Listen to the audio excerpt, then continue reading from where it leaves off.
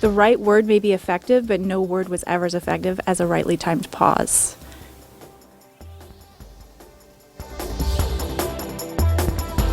Nikki Novak here for the Young Hollywood Network with two rock legends, Brandon Boyd, Chester Bennington. How's it going, guys? Good, thank you.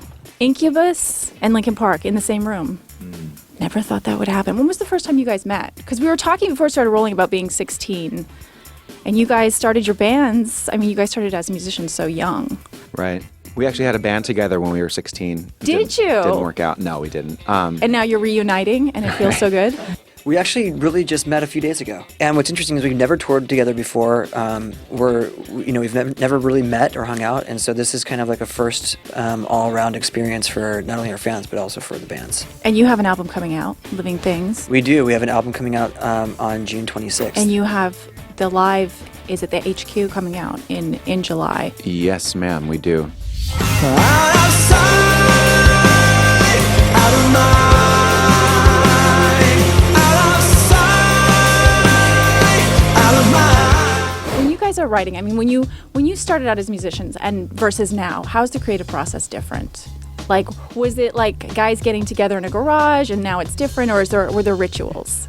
I mean, when I was young and learning, I had no idea what the process was. It was just really kind of figuring things out. Criticism wasn't something that you thought was going to be a strong suit. We always fought for our ideas. This is what I brought in, and no one listens to me. It's a very immature kind of experience because I was like a 14-year-old kid. I mean. But that's when you have all the answers, right? That's when you know that's everything. When you think you have all the answers, and that's what led me down this path. Because it was fun, and I got to hang out with my friends, and we created something together. But now, really the process is very different. Now it's, a very open process. There's always, we take criticism very well. We want to be criticized because that helps us become better. And so, it's very organic. We don't, I used to sit down and go, I'm going to write a really deep song like Jim Morrison. And then I'd try to be Jim Morrison for a minute. And I was like, there's a problem here. And then I realized it's because I'm Chester and I'm not Jim Morrison. And I needed to finding my own voice was probably the most difficult thing. And then once you get it, I don't think being Chester is such a bad thing, though. Not a bad thing, but when you are trying to be somebody you're not. That's a good point. That is difficult to do.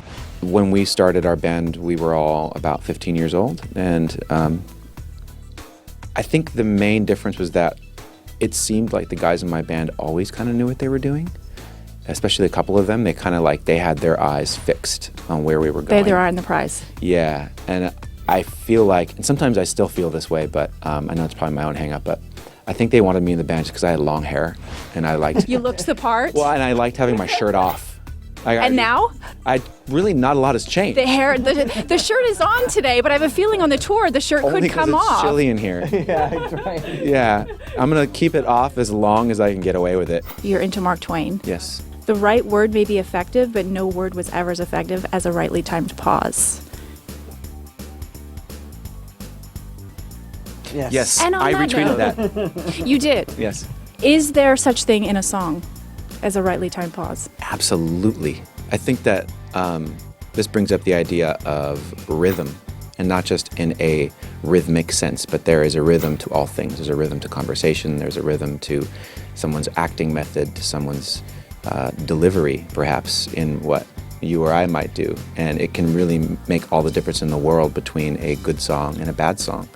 A rightly timed pause, it can make that last delivery that you give it that extra moment to sink. So getting ready for tour, I heard you say something really interesting about how back then you would maybe smoke pot, maybe whatever, before you went on stage. And these days, you're getting ready for the tour, and now you're like drinking smoothies and hitting the treadmill. I mean, when I was a teenager, all I did was drop acid and go to band practice. I mean, I literally don't think I did anything else besides I skateboarded everywhere. I didn't really think about the future very much. I thought about, other than we have a show on Friday, that was what I did. We play so hard live, and I bring so much energy personally that I have to take care of myself if I want to continue doing what I do.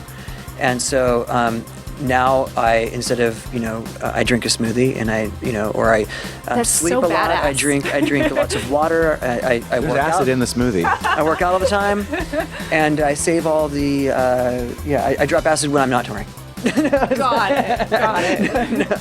No, I don't. Children out there.